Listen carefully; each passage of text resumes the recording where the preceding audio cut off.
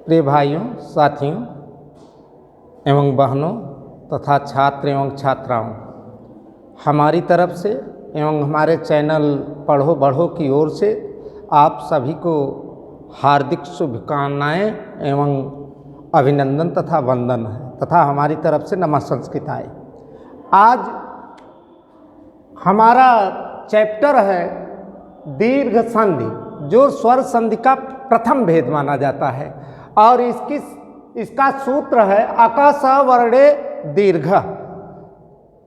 पहली बात तो यह है कि जितने भी व्याकरण के अवयव हैं सब सूत्रों पर डिपेंड होते हैं, निर्भर होते हैं, और यदि सूत्रों को ध्यानपूर्वक देखा जाए तो कोई भी कठिनाई हमें व्याकरण के पठन पाठन में नहीं होती। तो अब यहाँ दीर्घ संधि का सूत्र है अका स वर्णे दीर्घ। अब हम इस सूत्र की व्याख्या करते हैं तो निकलता क्या है? पहला है अक। अक का तात्पर्य होता है अक प्रत्याहार। अक प्रत्याहार। अब अक प्रत्याहार के वर्ण कौन कौन से हैं? अ, ई, उ, री और लृ। सवर्णे का तात्पर्य होता है समान वर्ण।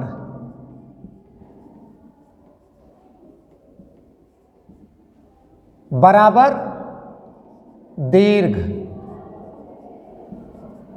ये हमारा सूत्र कह रहा है कि अक प्रत्याहार के अंतर्गत आने वाले वर्ण यदि एक साथ समान वर्ण आते हैं तो उनका दीर्घ हो जाता है।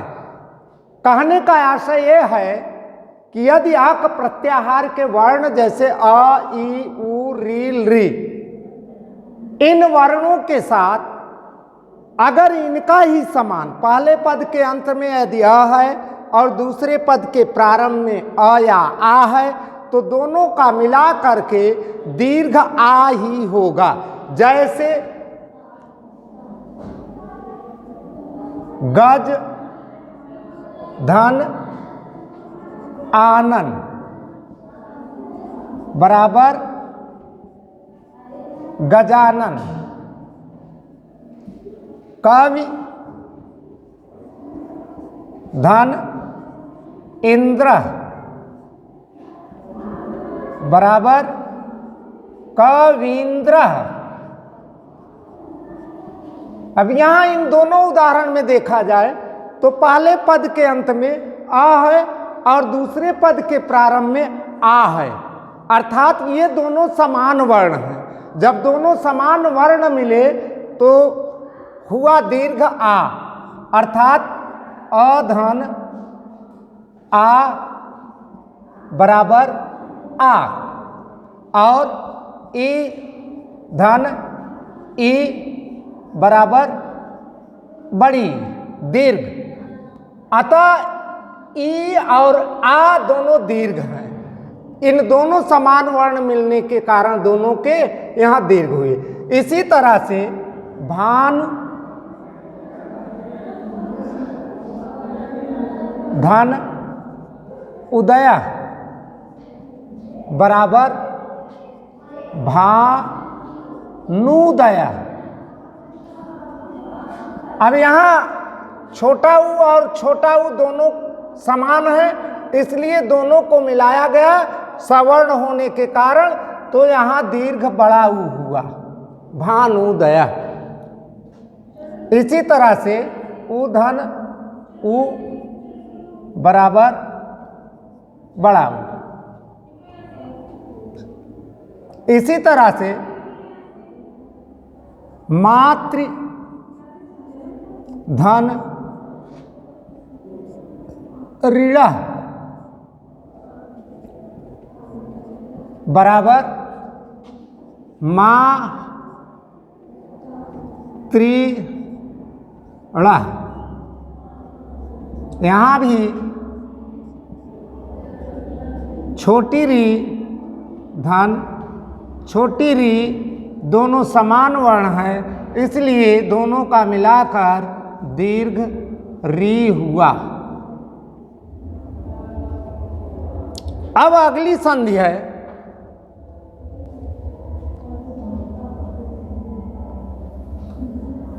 इसी तरह अगली संधि दूसरी है गुण स्वर संधि।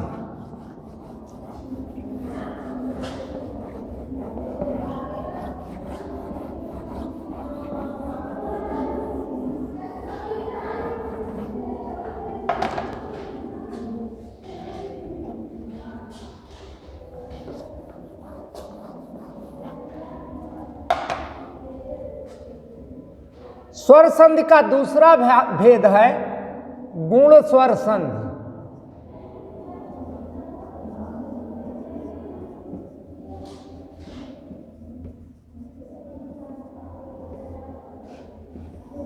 और इसका सूत्र है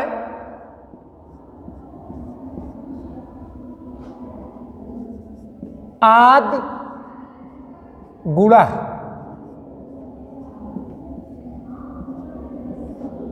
अब यहां भी देखें तो सूत्र ही इसकी परिभाषा पूरी बता रहा है। इसी सूत्र पर निर्भर हैं इसके नियम और इसकी परिभाषा और इसके उदाहरण भी।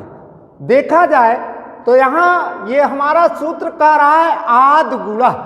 आद का तात्पर्य हुआ अ या आ,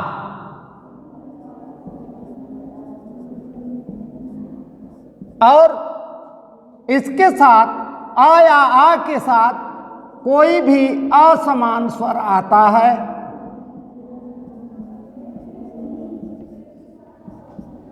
तो दोनों का मिलाकर गुण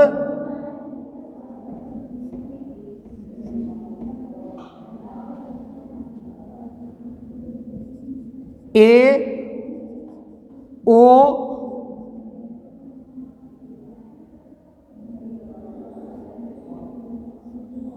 आए ए ओ हो जाता है।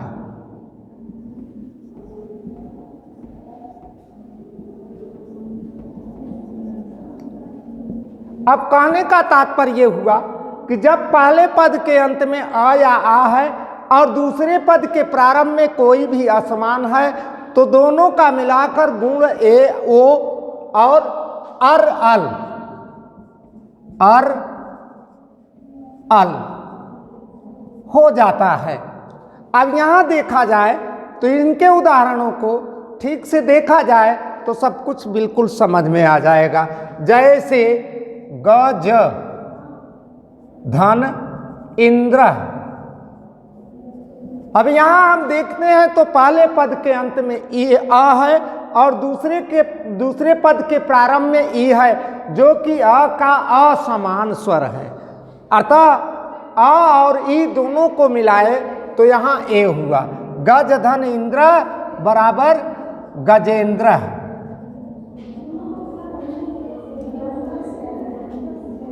इसी तरह से वन धन उपोषक।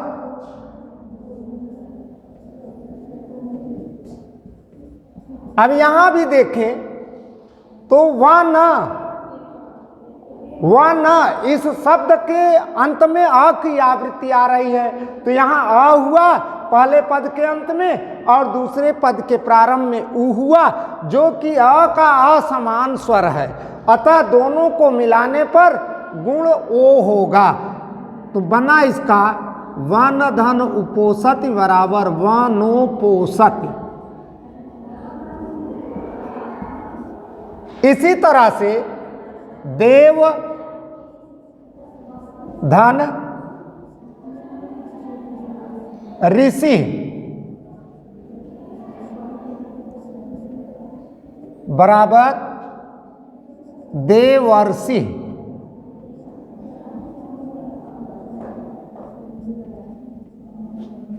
इसी तरह से तव धन लृकार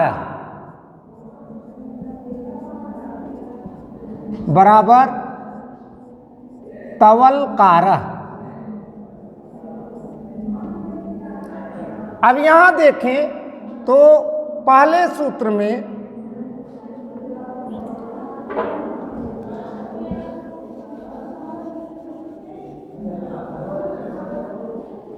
अब पहले उदाहरण में हम देखते हैं तो स्वरों का कैसे मिश्रण हुआ ये देखा जाए।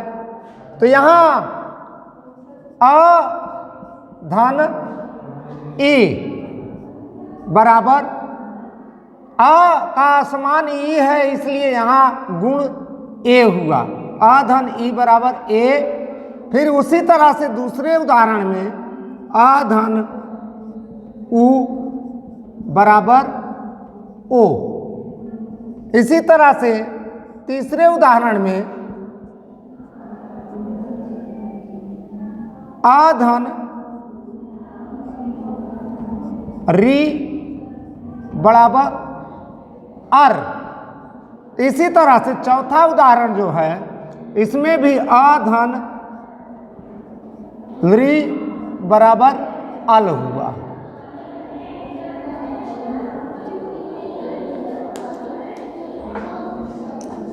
तो इस तरह से गुण स्वर संधि की परिभाषा एक बार फिर से हम पुनः बता दे रहे हैं सूत्र के अनुसार।